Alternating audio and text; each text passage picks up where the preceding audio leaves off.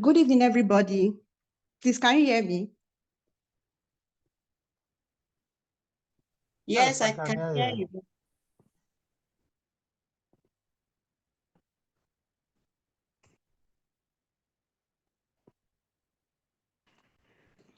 So good evening. Please, can you hear me? It seems like I'm mute. I don't know. No, we said we could hear you.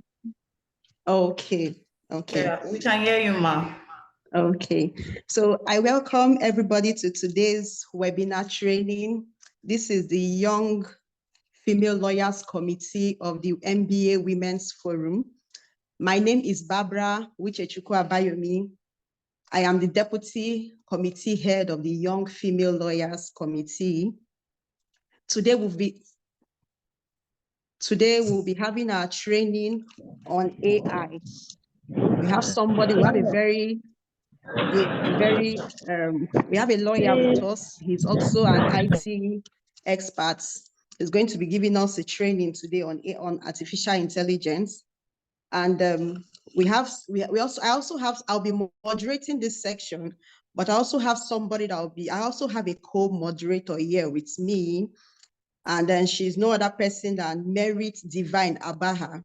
So I'm going to tell you a little bit I'm going to read the profile of my co-moderator. After reading her profile, then I'm going to read the profile of our speaker here. Merit Divine Abaha is a practicing lawyer in a Nigerian-based law firm. She is a certified chartered arbitrator and an associate of the Institute of Chartered Mediators and Conciliators of Nigeria, that's ICMC. As a corporate lawyer, she has helped several businesses and NGOs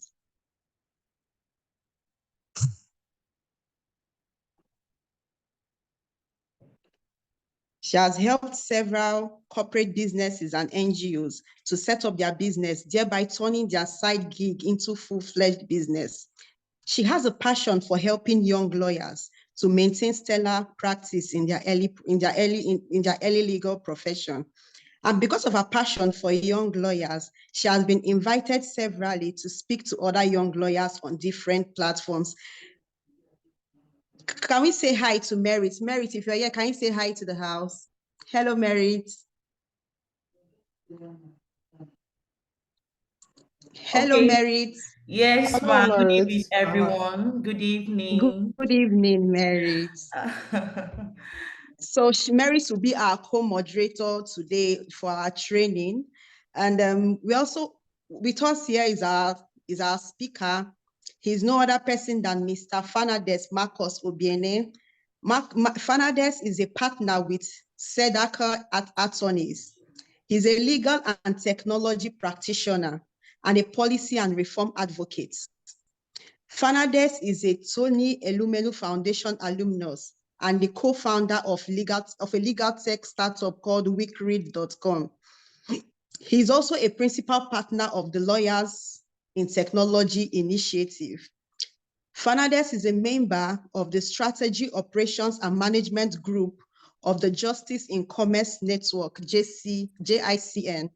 He's the author of the Administration of Civil Justice Bill, recently passed in Delta and Ekiti states, and currently at different stages of enactment in various states, including Lagos State. Fernandez has core competence and interest in dispute resolution, technology, and emerging trends, data protection and privacy, AI for law, and robotic governance. Fernandez Obiene has an LLM in legal technology. He strives to make an impact at the intersection of law and technology.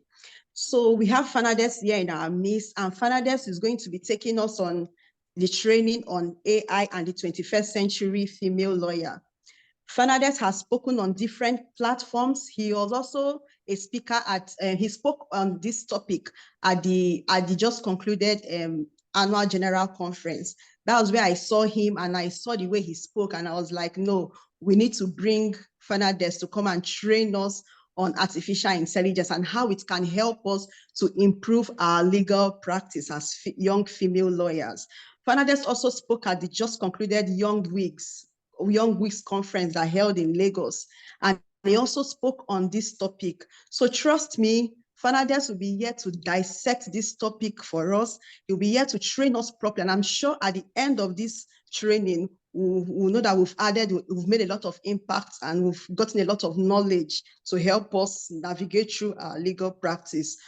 I know that we're going to have lots of questions because this topic is it's a trending topic. So there'll be lots of questions. So while our speaker will be speaking, I would advise I will write down our questions on the chat box, or you can keep your questions because we're going to have time for questions and answers, and our moderator Merit will be the one to handle that section.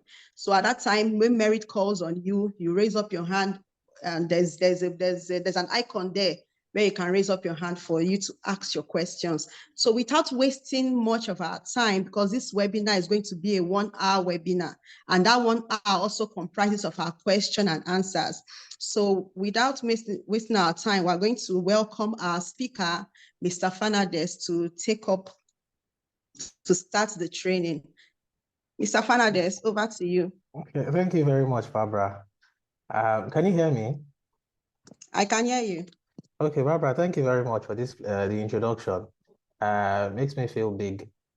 Although nowadays I'm physically fatter than I used to be, but that's not the big I'm referring to. Barbara is the one person that is from the Niger Delta. She's from Igbo and she's Yoruba. She's Barbara Ikechu. What is his middle name? Uchechukwu. What's his name again? Abayomi. So she's from Niger Delta. She's Igbo and she's Yoruba. So anywhere she is, she'll get recognition. Unfortunately, I am not. I'm just Fernandez Marcos Obine, so I'm a Niger Delta man. But on to more serious things. I just wanted to make a bit of a correction. So I didn't draft, I wasn't the author of the Administration of Civil Justice Law. It was a combined effort of the Justice in Commerce Network. The entire team put it together, and we were trying to see how we can enact it in various states. So yes, back to technology. So anytime I'm talking about technology and I'm talking to young people, I'm thinking, when I was born, people were not using computer. You know, they were using the computer as well. They were computers, they weren't using it as much. So we had to learn how to type, you know, much later in our life. Although we learned computer in secondary school and all, but really use it, it's much later that we learned it. So when I'm talking to young people, I'm worried because people probably know this thing more than me. Some of you are digital natives. So when you were born, you're already using technology, started using your phones and all that. So I suspect and I expect that a number of you might know some of these things as much. So this is going to be a learning curve for both of us, for both me and you. So please feel free at some point to chime in when you have additional information. I remember the last session I had, somebody reminded me of the ChatGPT app, which I thought wasn't available. So again, everybody can teach. I'm open to learn. And because of the nature of AI, we're consistently learning every day. So because we're consistently learning every day, we're getting to know new things. And so you can find something before me. Please do well to share. So I'm going to, I think I've done my introduction. Now let's go to AI and law. So with the way the law practice is today, it's almost impossible for you to have a proper law practice that works without the use of artificial intelligence, especially in the modern law firm today. One of the reasons is clients are demanding more. Clients know that these things exist. And so because they know that these things exist, they are demanding more from you in shorter period of time. And so you too, you have to be able to provide that and match that demand. Otherwise, they will either go to another lawyer, or they will go to, or they will even use their chat, or they will try. And then these things are consistently improving. So they are becoming even better and better. So before now, the legal questions were almost impossible to be solved by machines. Now they can answer legal questions, raise issues for determination, argue on those issues for determination, link them to the cases, and give proper arguments, which is not something they can do. So more and more these things are. So if you don't learn how to use it, it will become obsolete. If you become obsolete, you're not able to do it. And this is more so for women, because the impression generally, clients tend to look at, of course, if you are young, it's a problem. And if you're a woman, well, it's a bit of a problem for some of the clients because they look at old men as the people that know the law. So by the time you are talking and you're not bringing in things like this, it may seem like, okay, But then by the time you have this added advantage, you're able to do sort of work better, able to show clients fast and well that, oh, I'm able to do this even more than that old man that you ordinarily know to practice law. So that goes to say is important. There's a question that everybody usually would ask, which is whether artificial intelligence will replace humans. I don't want to bother about that for now. You are going to answer the questions at the end of this session. The first thing I want to now discuss is while I'm talking about the benefits of AI, the things that AI can do, I want to first address the concerns that we have with AI, artificial intelligence. It's very important. I recently had a conversation with the chairperson of the session on legal practice, and we're trying to sort of create a framework for the use of AI in the legal profession because it's important. There are lots of errors. Most of you will know the case of the US guy, US lawyer who, used ChatGPT to form a case to get his argument, and then ChatGPT cited a number of cases, and then he filed those cases in court without review, only for the other counsel to realize that, hey, these cases were not, they're not in the report. So, the court asked him to respond, and he responded, and he went to ChatGPT and said, ChatGPT, you said these cases exist. Where did he get it from? ChatGPT said, yes, I know the cases. They are real life cases. I got them from here and here and here and here and here. And then after a number of queries, ChatGPT apologized and said that they were wrong cases. Meanwhile, the lawyer was eventually asked to pay a few $1,000s in practice. So this is one of the many areas that that generally AI has issues with. But I will just list them one by one before I go on. The first concern is about cybersecurity. When you're using AI or when you're using technology generally, somebody is benefiting from it usually. And in the nature of the benefit, it's important that you know it. And you must make sure that you're using the appropriate security software. So I have a friend who somebody sent an email and she clicked on the link as usual. And then what he did was he went and reviewed all the emails, all the files on that document. Again, the person was not physically typing. The other person was not physically typing. He had a bot. So he went, so he logged out of all our accounts, checked all our documents, sent emails to all her contacts, some of them requesting money, some of them, trying to hack their systems and all. And that is an issue. So you have to ensure that you have the appropriate security architecture. 1, 2, you are also sure that when you are using a particular website, is that particular web address. So if you're using ChatGPT, it's chat.openai.com. If you're using Otter, it's otter.io. If you're using Quillbot, it's quillbot.com. You're using a specific website and you're not using another one. If you are downloading an app, ChatGPT app is ChatGPT. Quillbot app is Quillbot. It doesn't have there's no AI app. When they say AI app for ChatGPT, that's not ChatGPT. ChatGPT is ChatGPT. They'll put the name in full. They have clones, they have different ones. Each of them, they are set up to take your information and to use it for certain purposes, depending on who is behind it. So you have to be careful about that. You also watch privacy. Privacy concerns are generally, there are a lot. Nowadays, everybody's talking about privacy.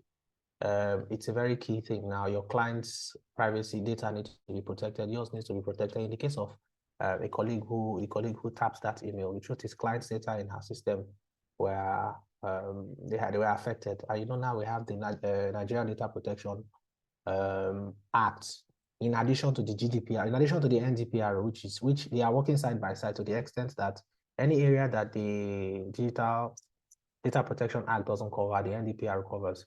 But even we are still also affected by the GDPR in the sense that if you open your website or if you're using data, that data belongs to an EU citizen. Automatically, you are bound by the terms, and if you use it in violation, you're also going to suffer. There are also some issues that we don't know about. You're using an app. The app is saving its data in China. China may not be on the safe list in Nigeria. So if it's not on the safe list, you're already violating the NDPA without even knowing. So there are lots of these things. So you have to be concerned about that. There are ethical concerns, which is as a lawyer, which is like the one we talked about, the one that you have to ensure that you're getting appropriate information, etc. There's intellectual property issues. If you are using somebody's data to, you have to ensure that they give proper attribution. Sometimes to summarize some people's information, sometimes we don't. Other times, we have to be sure that the AI that we are using is collecting data from the proper sources and that they have the license to use that data, because if they don't, you also might be liable for intellectual property violations. AI hallucinations, which is what we talked about. So a number of the times, if you're using ChatGPT, for example, it will give you answers, especially if you're looking for factual information, it will give you answers that are not correct. just like a small boy, a very smart young boy. You know, you ask him a question and then he remembers something, and then his brain puts two and two together and he gives you the answer. Sometimes he will insist that this is the correct answer, this is correct answer, but it may not be. It was a short while ago, I was trying to use Google Bard to do a profile for my wife, and I said, okay, tell me about Jovi Erebo. And then told me Jovi was the top 5,000 people in this day award. She was the best graduate student in a university. She was this and that. I mean, some of it was correct, but a lot of it was not correct. And so that had an issue. So if you publish that kind of information, for example, it will be a violation. You'll be telling a lie based on information given to you by AI. So it's very important that you watch those concerns. And there are more concerns, but these are the key concerns that I want us to consider. Am I being heard? Yes, you are. Okay. Yeah. Now that we have talked about the bad side, let's now come and talk about the things that we can benefit from it well. So I will start from some of the most useful of them, of artificial intelligence applications that we can use. Our Microsoft Word has a lot to offer in terms of artificial intelligence and use. I'm not going to define artificial intelligence, or maybe I should ask somebody to define it before I go on. Who will define it for me? Let me see one random person. Adeshola Lusoga. Could you please define artificial intelligence? Tell me what you think. You don't have to be 100% correct. Or Hafsat, do you want to respond?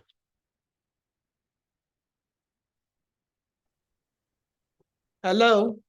Yes, ma'am. Yeah, artificial intelligence is the use of robots, involves the use of robots. Okay, thank you. Thank you. Does any other person have an answer? Artificial intelligence involves the use of robots.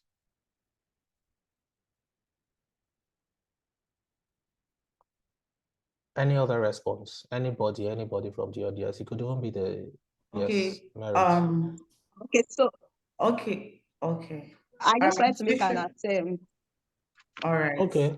I wanted to make an attempt. Okay, both of you can make the attempt. So Barbara, the merits. Okay, for me, I think AI is the use of machines that can think like humans. Yes. That's okay. just, I can think and behave like humans. Okay, thank you. Merit. That's my attempt. Okay, I think that artificial intelligence is the use of machines, the intelligence of machines against the uses of human intelligence to solve problems and in a fast and efficient way. So that's what I think. Okay, thank you. Thank you very much. I think maybe the correct answer is a combination of what the three of you have said. Because, yes, because sometimes robots are used together with artificial intelligence, but sometimes robots may not be necessarily use artificial intelligence. I'll give you an example. There are these exoskeletons that we wear. For example, they're not really intelligent, but when you wear them, you run faster. So those are robots that are put into human this thing, and then you're able to work. There are some that you are in one other place and you're controlling a device that's in another place. You're using robots. You're doing surgery through a robot, for example. But that is not necessarily an artificial intelligent creation or artificial intelligent machine, but it can be, in the sense that some machines are able to do surgery even without a third party. So what I like to define, and the easiest way, is what are those things that require ordinarily you expect a human being to think and implement, but now you have computers doing them. The computers may be doing them maybe just visually creating design. It may also be doing them using robots, physical action, essentially that. And sometimes it's as little as taking notes. Sometimes it's as little as, I don't know if anybody noticed, but I have like everything that I'm saying is being captioned. So I'm reading what I'm saying as I'm saying it. It can be as little as that. It can be something as big as self-driving cars, or sending things on their own to moon. And they don't have to be on their own. Sometimes they are used together with other things. So for example, you can have a car, or let's look at your phone, for example. When you open your Netflix, when you open the Netflix app, it shows you things that it thinks you will like. So if two of us open Netflix, we may not necessarily get the same laptop because we use the same results, because we use this, even the same thing with Google search too. when you do your Google search, it checks, especially if there are cookies in your system, it sees which of them you have been using since and which of them you are likely to use. Then it looks at your area, which area are you? If you're in Bayelsa, you're likely to want to, if you're asking who is Fernandez, you're probably looking for a Fernandez in Bayelsa. So they'll first give you answers in Bayelsa and then before they give you elsewhere. So those are some small applications of artificial intelligence, but essentially it is things that ordinarily humans, are deemed to be the ones to do them. Where you have any other thing than a human doing it that is not naturally occurring, and that's artificial intelligence. I was talking just now. I don't know if you agree with me. Do you agree or do you disagree with me? We do. Yes. We agree with you, sir. Okay, I'm not Sam Fernandez. So now let's go to the Microsoft Word. Now, before now, when they talk about artificial intelligence, there was one, those of us that were early enough, there was one pin and I something. Something that looks like a pin that used to show when you use your Microsoft Word. Do you remember it? Yeah. So that one used to help you, and then we'll see this, and then we're like, that's artificial intelligence. I'm trying to pull up the picture. Maybe some of us will remember. It's not showing anyway, but it used to be like a pin, and you say that is the AI that is working for you.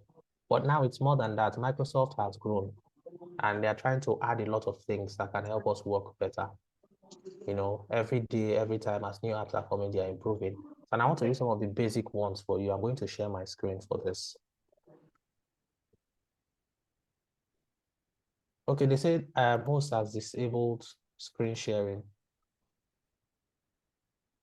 Is it possible to allow? Okay, yes, they've allowed me now. So let's see Microsoft Word. Okay, so you can see my screen, right? So let's say as we're having this meeting now, I want to, I want the meeting to be written down. I simply just click dictate, and then it starts. So starts. I've been listening to the things that you people have been saying, and I disagree with them completely. The reality is life doesn't always occur as it should. People are always changing, people are developing, people are growing, and we are getting better. So as people are getting better, of course, we're just moving around. We're trying to solve the world's problems and make things even better and better and better for everybody. So you know how these things work. We are moving up and down. Now, did you see? Did you all see? Yeah. And you can see that I'm not using American accent. I'm using a Nigerian accent, but it's almost accurate with what I'm saying. And this is a very simple one. If you're using one of the latest versions of Microsoft Word, you can use this, and it solves one of the problems where you need to transcribe. You're doing a meeting, you want to take notes of the meeting. This just helps solve the problems. There's another one. Now, if you have a larger document that you already pre-recorded and you want to transcribe it from text to speech, again, this is useful for people that do minutes of meetings, people that do summaries of work, people that do highlights from meetings. So you simply select your transcribe. Somebody's arrow is here. Hold on, it's loading. So yeah, so you can just upload your video audio, and then you choose the language that the person is using. So for us, it would be English, United Kingdom, and then you upload whatever it is you want to upload, and then you can convert that into something like this. So again, you're able to use that for the purpose that you need to do it. Now, this is one of them. Two, by the time I finish, so I'm a very, I try to think, I think I'm smart, but I have a problem. My problem is that when I write, I find it difficult to edit and proofread. So by the time you see I bring out the document has a lot of errors. So I usually have to give to 2 or 3 people to review, but nowadays I can review on my own and just work with it. How am I able to do that? Microsoft has an editor. So by the time I finish a document, I click on the editor and I'm able to see, okay, there are spelling errors. Okay, so this one, there are no spelling errors. but it says there's a grammatical error here. See, I'm supposed to put a comma after the so, and then I'm supposed to put a question mark which after this one, and then this is my work corrected. I've not had to leave Microsoft Word. I've not had to do anything, but again, I'm able to do some of the work, and this can be valuable for you in a lot of ways. And I've said about some of you that go to courts and you want to, transcribe what happens in courts. You want to transcribe meetings. You want to, so that you can summarize and use it for minutes of meeting, etc. You can use those. Now, Microsoft, just like the other ones, is also looking to, so when there are third-party apps, sometimes these third-party apps work together with Microsoft Word, so that Microsoft allows you, just like when you're using your app store, you have an app, Microsoft Word allows you to be able to use other apps in collaboration with Microsoft Word to make your things better, to make what you're doing better. Again, hold on, I'm trying to, hold on. So I want to use an add-on for my Microsoft Word. So, I already have one here. Can you see? I already have a ghostwriter. This is an add-on for Microsoft Word, but I want to add it to this thing. So I want to show you how to add it rather.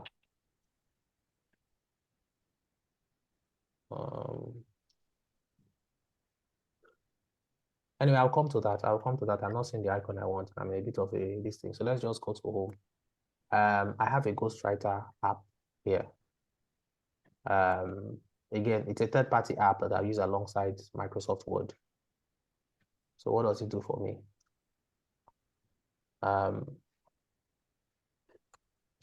This thing that I've typed now, this item that I've typed, I want to expand it. So let's see. I want to expand it. So I post it here. And then I'm able to choose the tone I want. So I want it to sound authoritative. I want to sound argumentative. Creativity, I don't care. Let's say I want it to be long, or say long, multi-pages. So I've done this. I come here and, sorry, I go back up and enter. So it takes its time to review the work for me.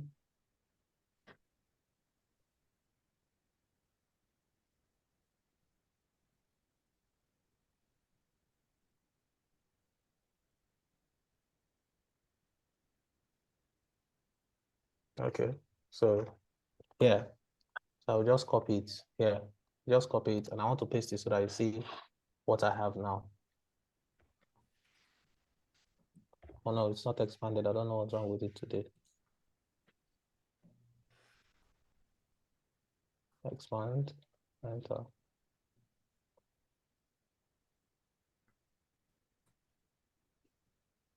It is long. Why is it not popping? It's actually copy this thing. Let me just copy it again and repaste it. So this is the longer version. So I want you all to try and read it and see whether it makes sense. So this is where it starts from. Can you see? Yeah. So this is useful for when you want to.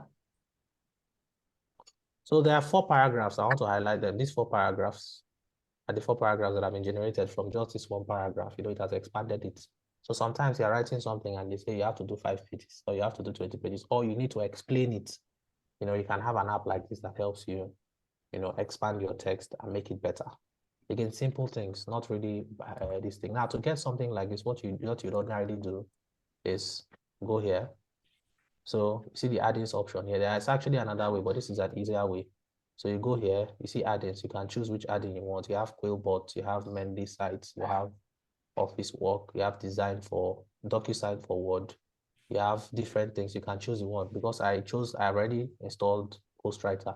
One of the more useful ones that we use is Quillbot, and I'll come to it later. But any of these things can help you improve your productivity in different ways. This one is Autopilot. I think it helps as a chatbot.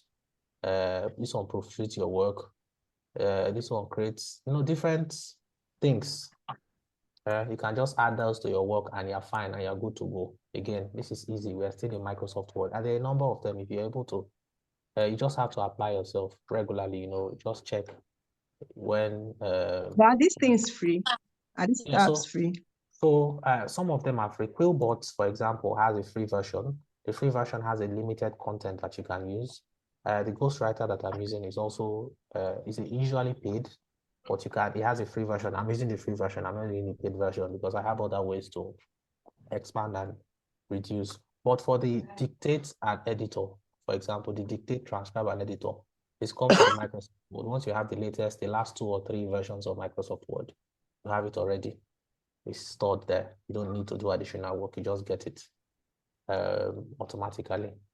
There are some other small ones like doing, and again, these are easy things, and I don't want to go in depth because we have only 1 hour and we have already used 32 minutes in that 1 hour. But yes, there are a number of them. So you want to do, and these are basic Microsoft Word things, but again, they are artificial intelligence related. So for example, you want to put, what do you call it, table of content in your work. Instead of typing table of content, let's say, let me move this up here. So let's say this is number, let's say this is the thing I want to be the heading, this idea. Okay, this is strongly believe 1, the idea 2, through 3. So I want to put that in my table of content. So I just, where is the beginning? So strongly believe. I put heading 1, this one, heading 1, this one, heading 1. Then I go to references, table of contents. Okay, let me select where I'm going to put the table of content before it goes to another place. So I want to put the table of content here. So references, table of contents. I want automatic table 1, automatic table 2. So let's say I want automatic table 1. You see, contents. Strongly believe the idea through. Strongly believe the idea through. Now, if I move this to page 2, and I move this to page 3, and I move it like this, I simply come here and I update table. And it shows me I want to update page numbers because I've not done anything, just page numbers updated. This has moved from now 1 to, before now it was 1, 1, 1. Now it's 1, 2, and 3. So instead of me to actually go down to table of content, just create a table of content and start going down to pick one or the other, I've actually just done this simple one and it's sorted out. And this is basic for Microsoft Word, but Microsoft Word is not the only one. You have Excel, which has these things going on. So you just have to keep listening to them. You have different apps, different plugins different add-ons that you can use to improve your Microsoft Word. I mean, this is basic, like I said. Now now, again, before I continue, is everybody on the same page with me? Yes. Okay. No. You're not on the same page. Who is not on the same page? Okay, what's the problem now? The one about recorded message, recorded words that you want to turn it to text. Yes. So I don't have anything recorded. I don't really get it. Okay, I don't have anything recorded. I don't have anything recorded. If not, I'll show you. But let me just show you what I was referring to again. So, home now.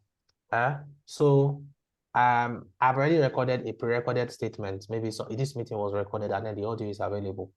And I want to use it. I simply come here to dictate. Then I select transcribe. So when I select transcribe, I choose the language I want. Because I like proper, we are UK English. I don't know if there's English Nigeria here, but the closest thing is UK. Then I select upload. Then I go to upload wherever the audio. If I save the audio anywhere, I'll just simply upload it. So once I upload it and select it, it now creates the transcription of what was said in that meeting, and I can now use it for any purpose. I don't know if you understand now. Okay, thank you. I get it now. Thank you so much. Okay. So that's that. But there are a lot of these things that are there. Some of them are affiliated with Microsoft Word, some are not. But every Microsoft Word, Microsoft Excel, etc., they are useful for it. Now there's a third one. Both of us can be using a document together. Me and you can be sitting here in Abuja. I'm in Nigeria. We have one document and both of us want to edit it together.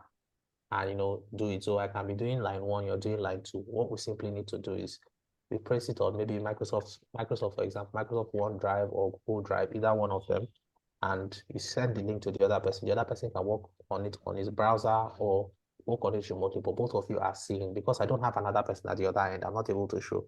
But essentially, if I wanted to do that with these documents, I'll simply say share. And then again, I'm using Microsoft 360. So for you to enjoy this particular one, you have to use Microsoft 360, whether family, any of them. Because now, so I can now copy the link, or I can type the person's email address that I want to use it here. So once I do it, the person is working on it. I can see that the person is working on it. If I send work to my junior in the office, let me not say my junior, an associate in the office, and he tells me, I'm working on it, I simply just open the document, and this guy is not working on it. And I'll tell you that you're not working on it, and then I'll give you a query. And then you're also able to share these documents, not just a one-off, you're also able to share parts of documents or share it for a specific period of time. And I want to give an example again. So let's go here. This is for security purposes. So I want to share it with some people, but I don't want everybody. So I can share it with specific people, in which case I put their email addresses and they can use the link. I can share it for a particular period of time. Say I'm sharing it until tomorrow. From next tomorrow, nobody will access it. I can put a password when I'm sharing it. And then once I apply, anybody that receives the link will need to fulfill the requirement of whatever settings I've put in before the person is able to use it. Now, this is Microsoft. The same thing applies to Google Sheets, so to Google, all the apps of Google, Google Docs, Google Sheets, Google Drive. You can also apply this. So if you don't have the money to pay for Office 360, you can use Google. Google is free so far. And Google also has its own document editing app like Word. I actually thought you guys were seeing my screen at some point. So yes, after you've left that, now remember I had recalled I had mentioned Quillbot, the Quillbot app, that I was going to talk about it later. Where's this one? So this is 39 minutes. I'm late. I'm spending too much time. So this is the Quillbot app. Again, something similar to what we did in the other this thing. So I want to go and take the text from here, one of these texts. So this is useful for when you want to paraphrase a document. So I simply just paste. I mean, there are options. So there are different options. There's paraphrase, there's shorten, there's summarize, etc. Continuous Fernandez, but there's no need. So I paste whatever it is I'm doing here. Then I paraphrase. This is the free version. It's not a paid version. Then I select, thank you, I don't want. So then it has paraphrased the work, and then it gives me the options too. I can say, I've been listening to these things, I've been paying attention. If I select paying attention, if you're paying, he's paying listening. If I select paying, it gives me option.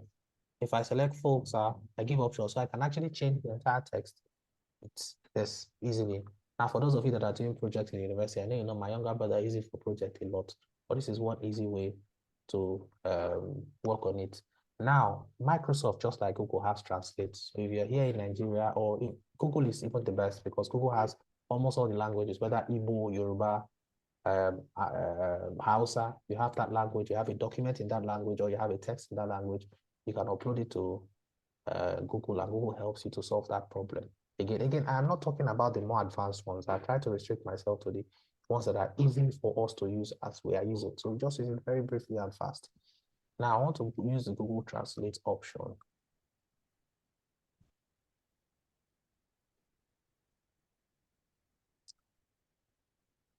I hope people are enjoying this thing, Yes. Yes, Yeah. we are. Just that the time is the issue. Yeah. It's very, very educative.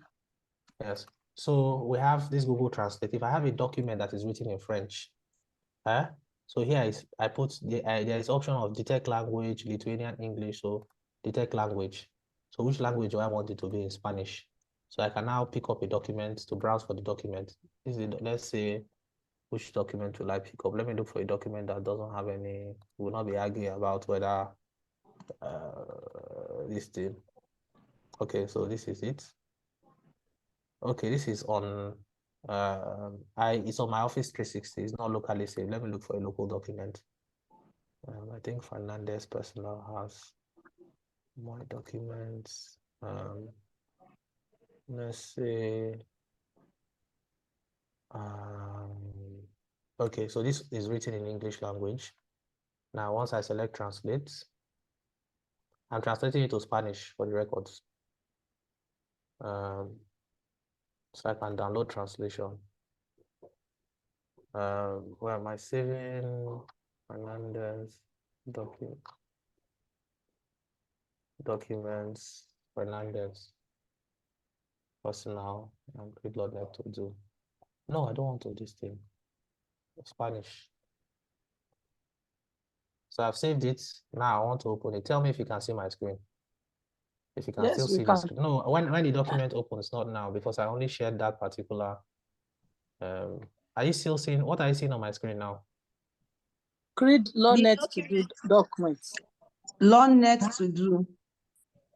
LearnNet to do documents. Are you seeing Spanish? No. Hold on. Yes. Hold on. Okay. I like that. We are seeing Spanish, English, and Arabic.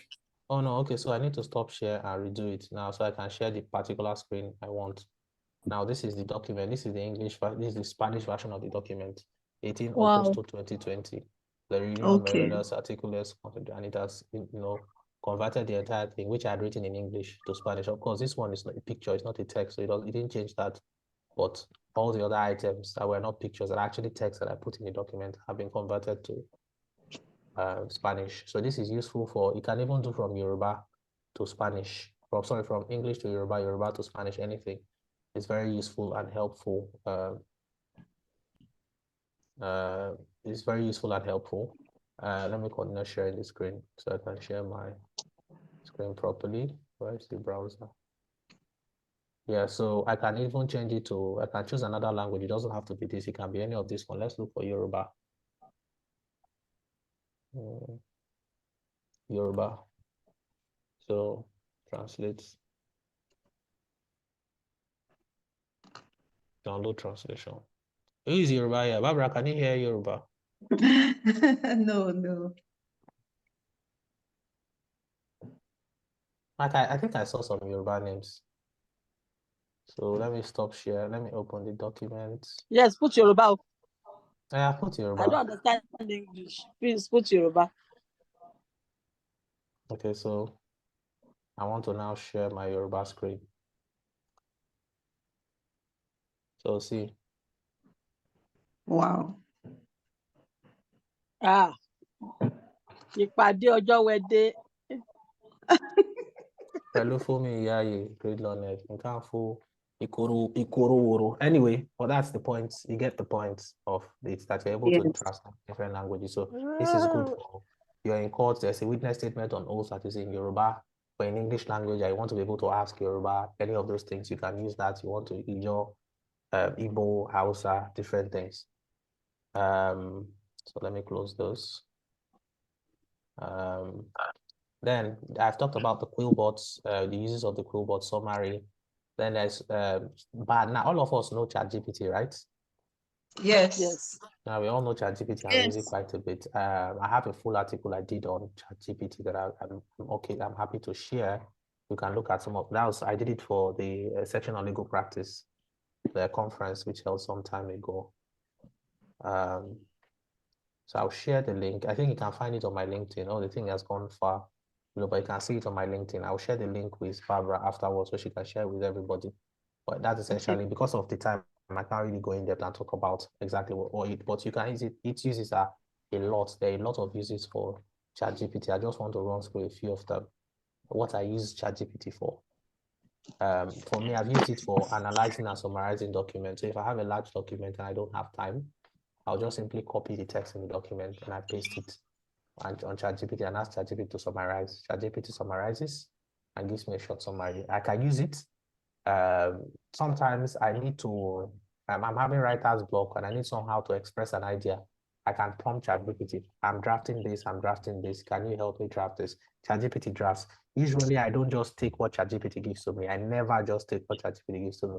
So sometimes I have to do a lot of work, but I think I find it easier to draft, to review something that has been given to me than to draft it afresh anyway.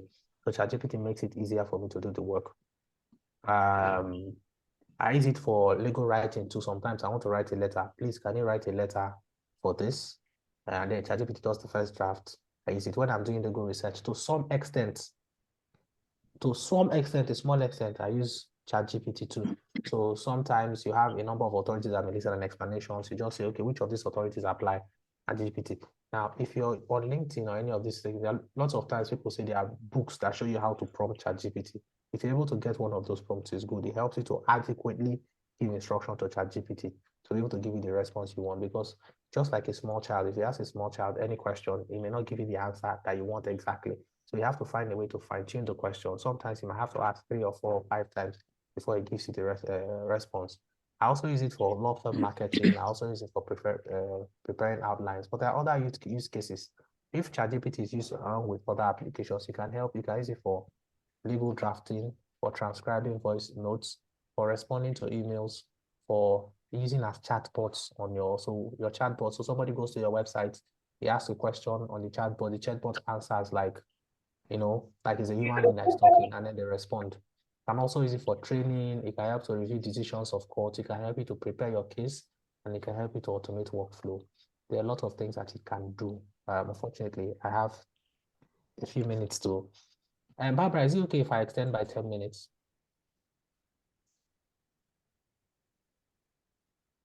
Barbara? Okay, yes, it's okay. Okay. So, and then, okay, well, that's that. Let me not go too much on that. But for ChatGPT, like I said, I've done an article. I'll share the link for you to look at it. I'm consistently improving. If you follow me on LinkedIn, you probably see that I'm always posting these things, new ideas. Now, there's an app that is even better than ChatGPT. Now, if you're using its free version of ChatGPT, you can't upload documents. You can only copy and paste. But if you're using ChatGPT 4 or ChatGPT 5, the paid versions, you're able to upload documents. But even at that, there's one that is better than ChatGPT. Unfortunately, that one is not available in Nigeria. I've used it, but that's because I use VPN to block it, and not all the VPNs, and it's only available in the UK and the US. It's called Claude 2. Claude as a CLAUDE, Claude 2. Claude 2, you can upload multiple, Claude 2. Please spell again. I'll just post it on the chat box. Okay. I can see a number of chats, so please, moderator, I hope you're taking. Yes, we are. Notes of this. So the name is Claude 2. It's much better than ChatGPT. You can upload a document and ask it to respond to analyze that document. It can do a lot more. If ChatGPT has a limited number of words you can address, this one has more words. It has more sense than ChatGPT. Just imagine that there's a smarter version of ChatGPT. ChatGPT is currently very smart, but Claude is even smarter. And the cutoff date for Claude, so ChatGPT's knowledge base ends in, is it 2020 or 2018? I can't remember, 2021. Claude's knowledge base ends this year. So you're able to get a lot more current information on ChatGPT. Google has its own version of ChatGPT. It's called BARD, B-A-R-D. B-A-R-D. Thank you very much for that, September 2021. Google has its own version, BARD. Now, BARD is used for BARD is similar to ChatGPT. The good thing is that because it's a Google app, it has more recent information. Unfortunately, it's not as smart as ChatGPT. So personally, I almost don't use it at all because it gives me, the prompting is not very efficient, but some of you can use it there are sometimes when ChatGPT has downtime. There are sometimes when you have cookies on your browser that will allow you to use ChatGPT. Whatever it is, you can just switch to the BARD to use temporarily and come back. And there are so many uses for BARD and ChatGPT. Google also has a WriteMate. There's GPT for docs and spreadsheet. That's on Google. I've talked about Ghostwriter Legal. There's one that I want to show you now. So how many of you know how to use Canva? I do. Okay, so I use Canva a lot for graphic design and all. Are you seeing my screen? Can you see my screen? Yes. What are you seeing on my screen? What are you seeing on my screen now? It's Canva. Canva. Canva app. What's really designed to be? Yeah. Okay, so I'm already on, sorry, I'm already logged in, so no stress. I want to open, which presentation? Okay, so create a blank presentation again from scratch. Now, all of us are here. I have not pre-written anything, right? I've just opened the Canva and you're seeing it. Unfortunately, my network is a bit slow. I'm using my home internet is not very fast. Oh, I actually, okay, so, it's even my phone internet. So that one is even worse. So yes, so we have this. I've not put anything inside. I click this, magic design. What's the name of this event? What's the name of the title, the theme of this event? Of this training? AI Okay, and female lawyers. I am Yes. 21st century female Yes. lawyer. Okay.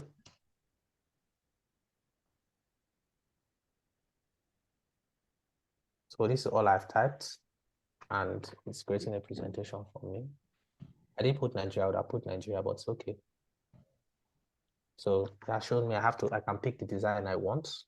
It's still loading. My network is not very fast. If I was in my office or if the network was great here, it would have been a lot faster, but just give me a few moments. So let me just pick any of the designs. Now let's see which one I will pick. Let's say this one. Let's say this one. As the legal industry involves, women in law are poised to take advantage of new technology. Anyway, and I'll create a presentation. Again, it's already set. It's just that my network is slow. So, like I said, if I was in the office, the entire thing will not take me up to 30 seconds to conclude. And I do most of my work in the office. So, yeah. So it has created a slide presentation for me.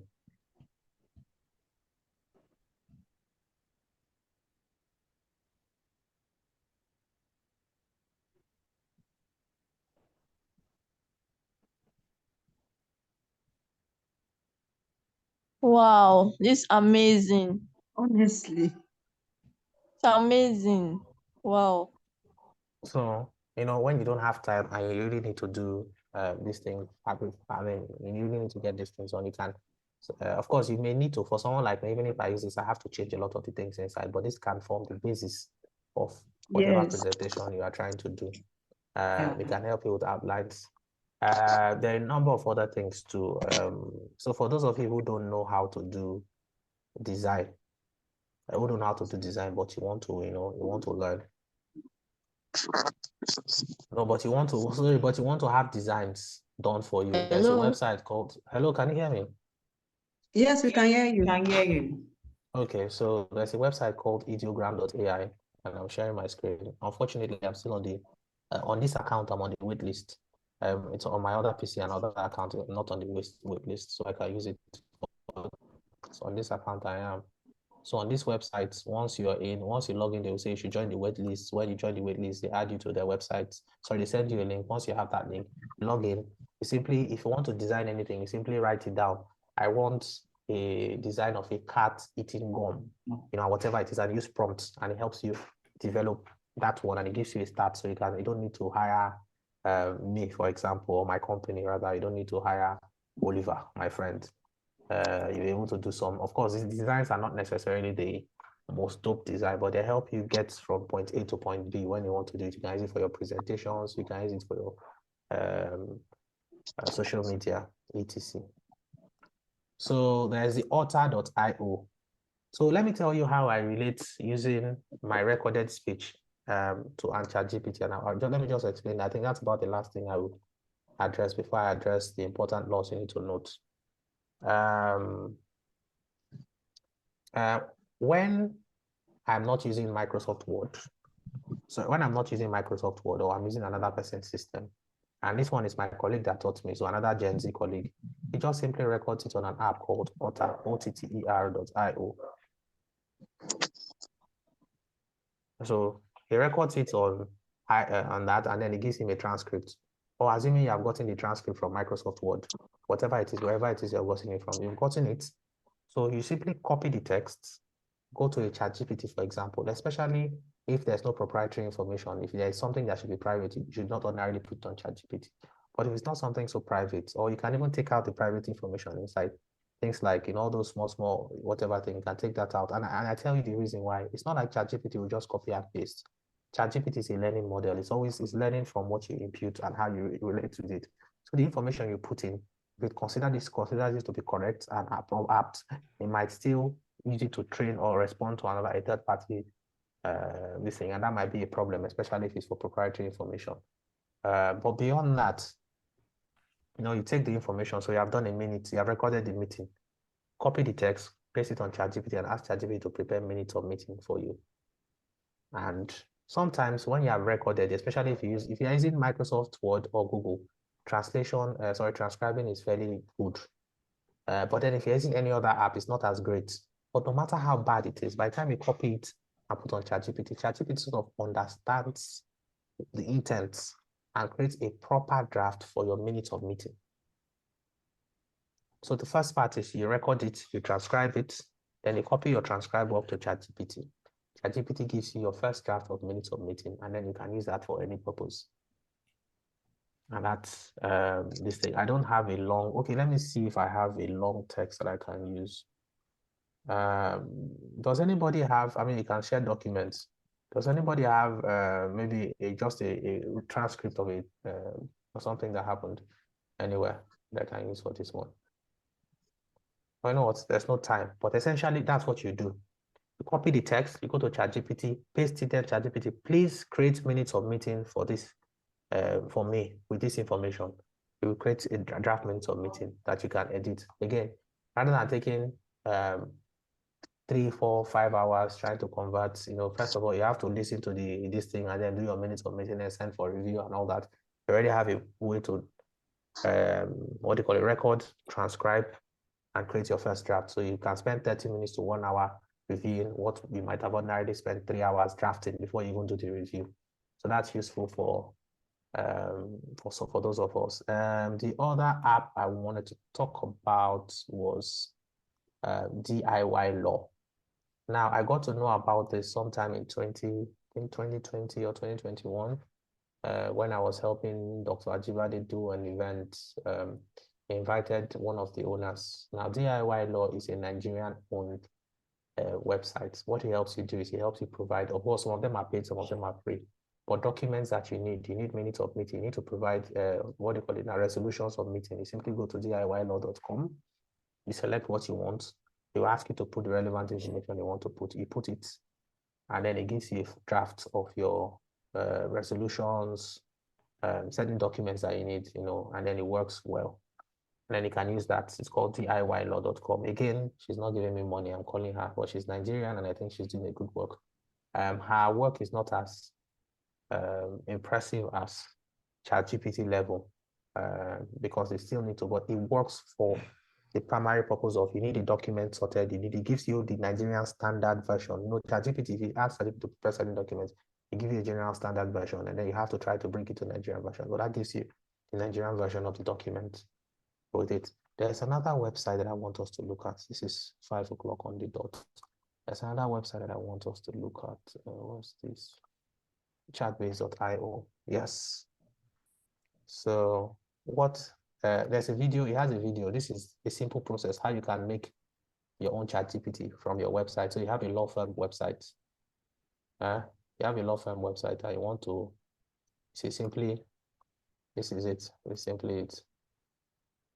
So, I mean, of course, they oversimplified it, but this is essentially it. You want to take it from your website, you copy your website address, put it here, it fetches your links, it goes through your website, sees all the links. You can decide which one you want to delete and which one you want to remove. Once you've done it, you upload the information, you change the settings, how you want the initial messages to be, and what else you want. Suggested messages, you put some suggested messages on it, and it carries all that information. You choose your color, very simple. Yeah, put your domain, you copy this thing and go and put on your domain settings. You may need your domain designer to design it, but once you've done that, voila, you have your chatbot. So somebody can simply go and ask you a question. This can be useful for things like the NBA Lagos, for example, or the Women's Forum, for example. You need to you have information on your website, people will come and be asking questions, but this information may already be on your website. So what happens is when the person comes, the person just simply clicks the chat box, asks a question, the thing goes around, picks the information from wherever I took it from the website. What's the name of the website again? Chatbase.io. Chatbase, Okay. let me send it.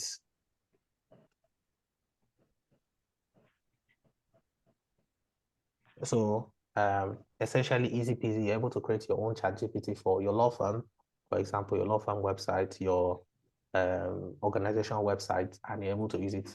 There's a free version and there's a paid version, so you choose the one you want. The next thing are setting up the laws that you need to note. There's obviously the Data Protection Act, which is the Nigerian Act. It's like the most popular act in Nigeria for technology generally. There's the Law Reform Tort Act, which a tort law of various states, depending on the state you're in, which talks about, which to some extent deals with, you know, if you create a product and there's a liability or that product causes harm to a third party. Then there's the Data Protection Regulation. Remember, I told you that even though the Data Protection Act has been enacted, any area that was not covered by, that is not covered by it, but is covered by the data, but is covered by the regulation will still be effective. Then there's the Copyright Act, Patent and Designs Act. Then there are different ones. There's the Cyber Crimes Act. You know, a number of these acts that are generic. There's the Consumer Protection, we see Consumer Protection Council Act, FCCPCE, Federal Competition and Consumer Protection Council, is it Council Commission Act. There are the different acts, really, a number of them. Unfortunately, I'm not able to, I don't have sense a lot. I need to remember a lot of things. It's when I write them down that I know. And I didn't write this one down. Now, there's the EU Act, which has come into force recently this year, the EU AI Act. Now, why is it that act important for you and me? It's, even though we're not living in the EU, the first and most important is that just like with the GDPR, General Data Protection Act, Nigeria is likely to use that as a template for implementation in Nigeria. That is one. Two, you may have a Nigerian client because the world is a global villa. Your client, your firm, your law firm can be servicing somebody in the UK, sorry, somebody in Germany, or you can have a client who services somebody elsewhere. Again, so if as long as your work is touching those citizens, of course, the act allows them to impose the obligations on you under this act. So it's important that you use it. Now, it's important that you know it and then you learn it. You can just Google the AI Act. They have a website. It has its own website. You can check it. Where one of the biggest questions I get from here, and again, this is FAQ for your purpose. The last question was an FAQ. I'm answering the FAQ so that you will not ask me again. The next one is, where do you learn if you want to learn about technology and law? So I have a master's in legal tech. My wife and I have masters in legal tech. So that's the base. But even before we went there, we already had, you know, a lot of knowledge on technology and law. Where did we get it from? For me, I get it from the same places you Google, on Twitter. So if I open my Twitter account, I choose Twitter often asks you your interests. So I put my interest, technology, law, ChatGPT, and all those other things. So when I open my Twitter, you know, there's for you, and there's another one, following. You know, there are two options now, for you and following. So when you see for me, you see different things. I go on and I'm seeing the new app that is coming up. I'm seeing the new ChatGPT, the new technology, the new finance law that is coming.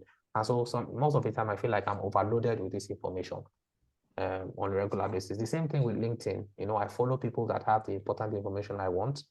I learn, I follow people, I follow groups, I join organization, I make friends with people that are interested. So that way, every day when I wake up, I'm seeing information that's relevant. You can also take courses on Coursera or EDX or any of the other free apps that you take courses from. I did an artificial intelligence and law course in artificial intelligence and criminal law course on Coursera. I did ethics, I forgot it, but the number of this I did, most of them fairly recently. Before now, I would just audit the course and not get a certificate, but now I'm trying to get more certificates from them. But yes, that's those ones. Then you can use your Google Alerts. So at 11 p.m. or so, 11:30 p.m. every night, I get a message from Google on every topic that I want, on the topic I choose. Now I want to share my screen and show you how to set it up. This is my final one before So I have like 4 minutes left. I don't even have minutes again if I finish. Okay. Again, I'm doing it from Google search, from normal Google search. So I picked Google Alerts.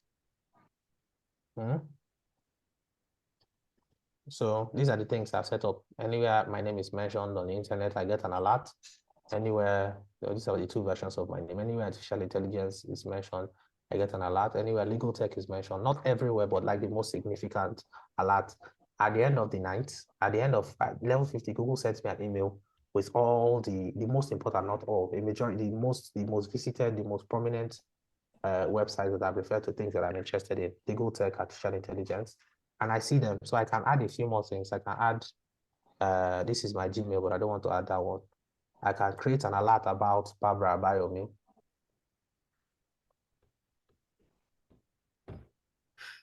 And then I can change the settings. I can choose the option whether I want it I chose once a day. I can say as soon as it happens. I can choose once a week. I can decide the sources that I want, whether I want news, blogs, discussions, finance. I can choose the language, whatever it is, and it automatically saves it. So at the time that I said I want it, it comes. So I get the knowledge that I need for the purpose that I want to use it for. The truth is, this conversation is not one that you can discuss in 1 hour or 1 hour, 30 minutes, because these things require to some extent hands-on training. But my hope is that as we've discussed now, I mean, I have a lot of other things on my list that I've not touched. But my hope is that we're able to, with this, just go home and then we can on our own develop more. We can have further conversations, improve and get better. I hope I've said something. I hope I've made sense in this talk. Thank you all very much. It makes so much sense. Okay. Thank you very much, sir. Thank you. Please, I'm not sir, I'm Fernandez. Thank you, Fernandez. Thank you for this wonderful section. It's fully loaded. Fully loaded is jam-packed. Like, we wish we have all the time to explore all the, all the technologies that we need to, upskill as female lawyers, but we don't have all the time. So we'll do our personal research and, just like your recommendations have already stated, we can explore social media like LinkedIn, like Twitter to, upskill. Okay, so the starting point is to follow me on LinkedIn. The starting point is follow me on LinkedIn. Sure. Please drop your handle on LinkedIn so that all of us can follow you, please. Thank you very much, sir. Okay, we'll move over to the question and answer section. I believe all of us have many things to ask. Like, personally, I have some questions to ask. Okay, but because we don't have time, we are already way behind time. So we'll be taking like 3 questions. Okay, we'll be taking like 3 questions. But before that, I would like to do a little recap of some of the things that our speaker talked about. Okay, he talked about the fact that if you must be a female lawyer that is trained in legal profession, you must embrace AI. You must, in fact, you must embrace it with all your heart. Okay, and he talked about some concerns. He talked about the security concerns. He talked about the privacy concerns. He also talked about the ethical concerns, and he moved over to talk about the intellectual property concerns. Of course, you know that you should bother about who owns the intellectual property of the information you are generating from AI, okay? He talked about the fact that you need to cross-check the information you are getting from ChatGPT or any other platform so that you won't give out incorrect information out there, because once it goes out there, it is very difficult to withdraw it. So he talked about so many practical tools, and that is where the training became more hotter. And of course, I saw so many of us engaging. We need the recording and all that. And some of the tools he talked about is the ChatGPT. Of course, that one is very popular. He talked about the Google Bar, Canva, Ideogram, Alter.io, Chatbase.io, and the rest. And in fact, it's a lot.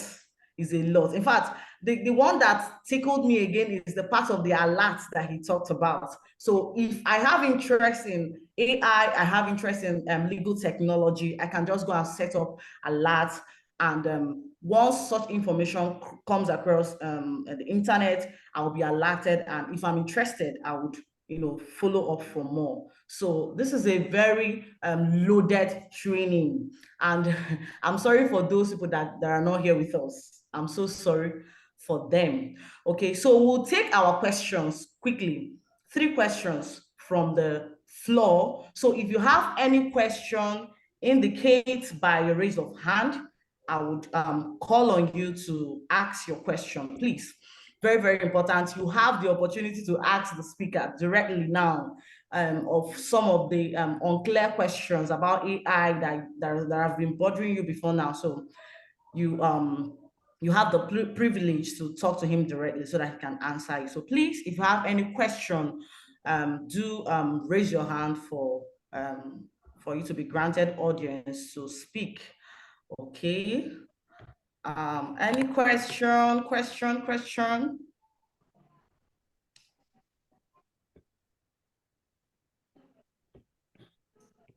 And while we're waiting for the questions, please, I noticed that Mrs. Okorocha is on this call. Greetings, Pa. Good evening, good afternoon, madam.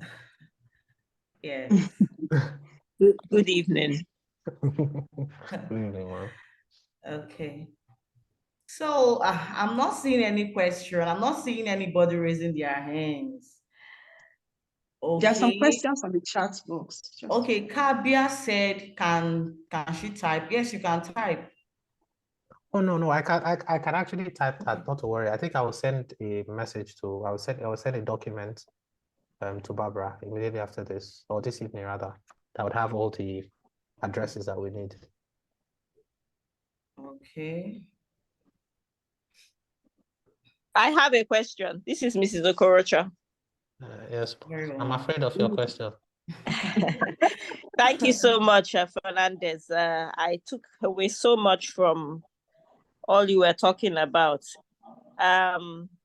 It's good that it's the young lawyers who asked for this training, but really and truly, it should be a training for everybody who is a lawyer, because I took away so much from it. I personally didn't know that Microsoft had added all those new items to Office 365, is it? Yes. Exactly. So I had no clue, so I'm gonna go and look for them. I have been using the ChatGPT on its own, so I didn't know I could that there was so much I could do on Microsoft, so that was an eye-opener for me. I'm definitely going to be exploring a bit further. My question is this. It's almost like ChatGPT is a cheat sheet. It's crazy that people are not using it. So how can we get the message out to everybody that you can actually make your work faster, more efficient? You can appear more intelligent than you ordinarily are using it. What would your advice be to us as female lawyers? How do we get the message out there, and how do we become proficient in it? You've just spent maybe 45 minutes of the time is what you spent trying to teach us a little bit, but it would be nice to actually have formal training. The reason so many people are rushing, they want the recording, can you develop, do you have a course, or are there courses that one can actually sign up for and be trained properly on the use of all these things? Those are my questions. Okay, thank you. Again, I said I was afraid of your question, and I had good reason to be. The first part is, or rather, how can one become proficient with ChatGPT? I know that I've seen some courses, but mostly there are texts. There are texts that are coming out, or sorry, there are long texts where prompts for ChatGPT, etc., things like that you can use. I see them every day. I use some of them. I don't use some of them, but that's essentially how I've learned. And that causes, I think there are a few. I think even Google specifically for each of the products that it uses, for example, and Google has its own bad, and the other ones. Each of the products, they have like a training course for those. So if you go to the Google any of the Google training, you'll be able to see some of them and use them. LinkedIn also has some training courses for most of the items that we've discussed. But for ChatGPT itself, I don't know that there's one that is from ChatGPT, but various people usually would come out and tell you. So if you go to one of the biggest classrooms that I use is YouTube. I built my first website using YouTube. And there are lots and lots of videos about how to use ChatGPT properly on YouTube. Do I have a course? No, while I've done a few trainings on the use of ChatGPT, I've never actually done a course, which is mostly because I think that in my head, ChatGPT is already yesterday. It's already gone. There's Claude AI that's coming. Recently, Microsoft put in a few billion dollars into the company to improve. Microsoft is already working to improve their systems. Google is improving their version. So for me, I'm still always looking out for what is the latest one that I can use better. As I've said, Claude 2 is much better than ChatGPT in many ways. But yes, it's possible that I develop a longer course, maybe I do a video and post it. And thank you for mentioning it. I may want to do it. Another way is to regularly upload information, to send information to members, so let them know that this thing is available and you can use them. And we can do that the way we normally do. You normally do your newsletters. In addition, I had spoken with Mrs. Alabi, SAN, Mrs. Boma Alabi, SAN, about the SLP doing a, I don't want to say something like, the sexual harassment document that the MBA Women's Forum created. That they create a document like that for lawyers, so we especially know how to do certain things or have a regulation on how we use our interactions, examples, and even give detailed information about certain things. And I think that the MBA Women's Forum can also put that document together. I'm always happy to assist with these things when they come. But yes, that's my answer. I don't know if I've answered correctly, but I think I've tried. Thank you. Yes, it's fine. All right, well. Okay, thank you very much, sir. I'm not really seeing questions per se in the chat box, other than the fact that some of us want to get the name of the apps you mentioned earlier. Okay, and personally, I have a question. Okay, since no question is coming from the background, my question is, you talked about some apps that transcribes words from one language to another. Okay, and I have a concern with respect to those apps because ordinarily there are words that have like multiple meanings. Like one word can mean 2 or 3 things at the same time. Now, assuming I am dealing with someone in China and I got an agreement and my client contacted me to review the agreement, and I say, okay, this agreement is written in Chinese. Okay, let me use the translator app to transcribe this information. And okay, there are some words that the drafter of those documents used that have multiple meanings. And when I transcribe this information, it's not really giving me the exact intention of the drafter of that document. Now, my question is, how do we ensure that, these things are exactly what we need, okay, so that you won't be reading another thing, whereas the person that drafted the document have another thing in mind? So how do we ensure the reliability of this information so that we wouldn't give our clients advice that would affect them and their transactions? So that's my question, sir. Okay. I'm not sir, I'm still Fernandez. I'm not yet a knight. Maybe one day I will be. So one of the most translated documents in the entire world is the Bible. Till today, even though the best people, the best minds at the time came and put that document together and translated it to various languages, especially from its original state to English, reality is that even till today, there are still arguments as to the interpretations of the things, documents. You have King James, you have New Living Translation, you have different translations. And so it is, I mean, it's not an easy task to have a perfect translation of any document. It's usually best to, look not just at the words, but at the spirit of the words that they come. Now, for translation, for complex now, for personal use, you want to do something quick and fast. Yes. Okay, before I even go there, everything I've talked about on AI, I've always indicated that you have to consider the ethical considerations. The necessity to give accurate information as much as possible. So these things are here to assist you and not just do your work. So let's say you have a translator, for example, and you ordinarily pay him 5 million naira to do one, or 500,000 naira to do the document. If you have a sketch of the document, it can help you reduce the amount of time you're spending, and so you can spend less money on it. Now, for the more serious document, of course, the advice is always to get somebody else to proofread who understands that language. But for the less ones, the ones that you're using, you really need to just understand what the document is to use it. But it's very important, actually, I've indicated that you have to actually ensure that the work that you're doing has some quality. A way that you can get by it. I mean, a lot of the Chinese things that are translated to English, like a lot of the videos that we watch that are Chinese, commercial videos that they speak English, that you see a Chinese man and you see an Autobot, these are actually things that are translated. So sometimes the words are not even correct 100%, and they use it. But because we are lawyers, of course, we want to take another level of this thing. So this thing is not a permanent answer. It's really just a guide or a helper. And then you have to take additional steps depending on the consequence of the response you have given or the documents you have provided. And thank you very much for raising it. I think I should have, well, I think I did talk about it generally, but thank you for specifically talking about it for translations. Okay. Thank you very much, sir. In the absence of any other Still question, not, sir. Still Fernandez. Oh my God.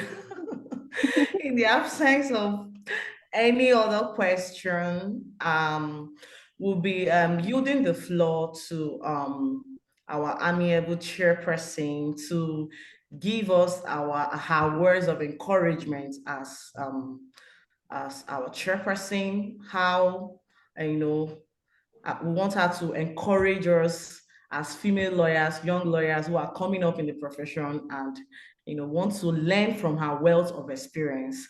Thank you, ma'am. Good evening, everybody.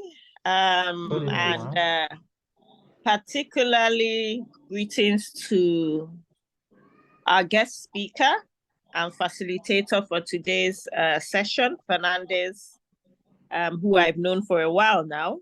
Thank you so much, and well done on all the good work you are doing in your own chosen niche area. We see you, we appreciate you. I want to also commend the leadership of the Young Female Lawyers Committee, headed by Deborah. Barbara here, you've done a fantastic job. Thank you. As well as our second facilitator, Merit. Well done. Thank you, Mom. This has been a very interesting session. Like I said previously, I have gained so much knowledge, and really and truly, I pity the people who didn't join the session.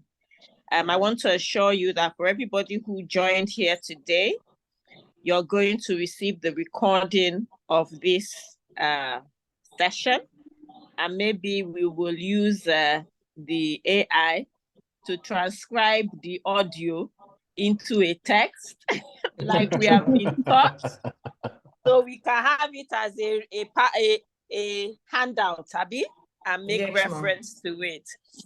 Yes, so yes. One of the things, if you know anything about me, I've been practicing law for 32 years. I'm in my 50s, yet I do not want the world of technology to leave me behind. If I check all my contemporaries, very few of them have Instagram. They're not active, talk less of have an Instagram account. Their Facebook is 10 years old. They haven't updated. You understand? I try so much to keep abreast of what is happening in the world today. I don't want to be a dinosaur.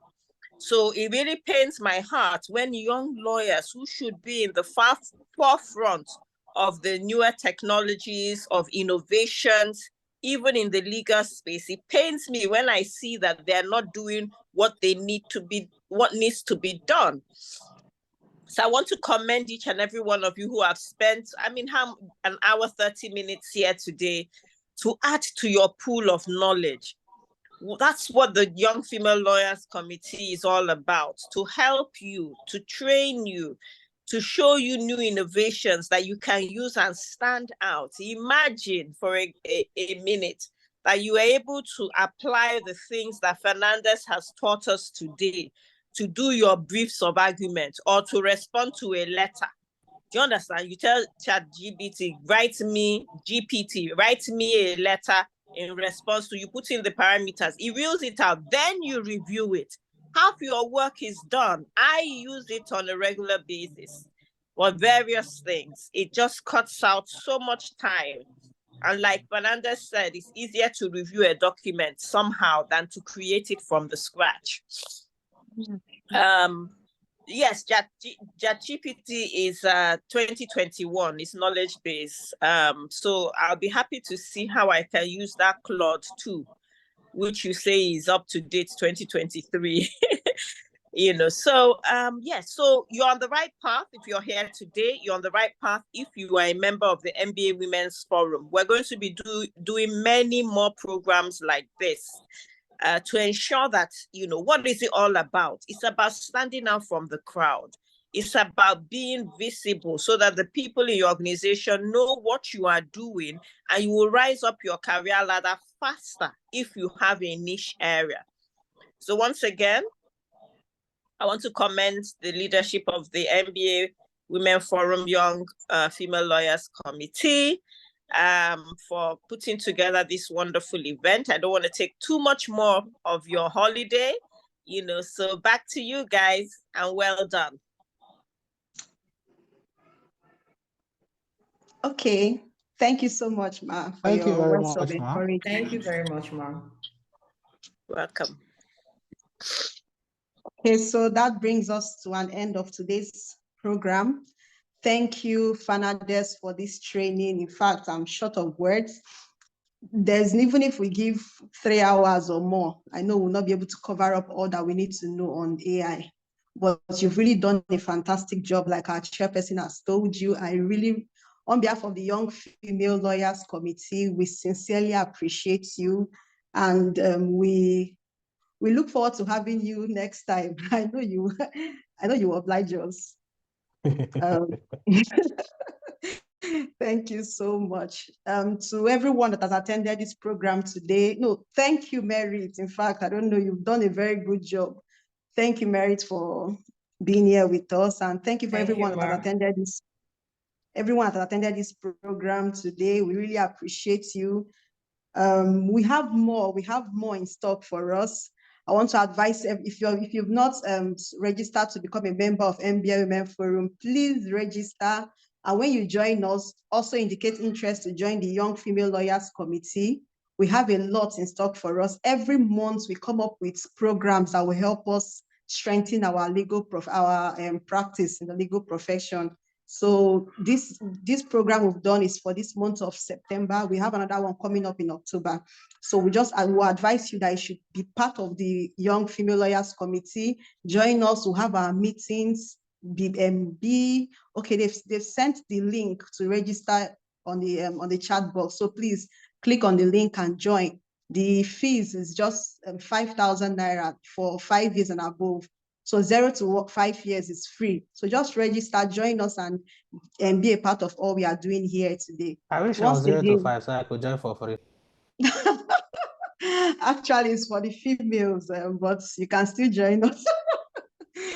Okay, so once again, thank you. See you in October. We have a very interesting program coming up in October. We are trying to put things together, but then see you once again. Take care, everybody. Thanks for joining us. Bye. Bye.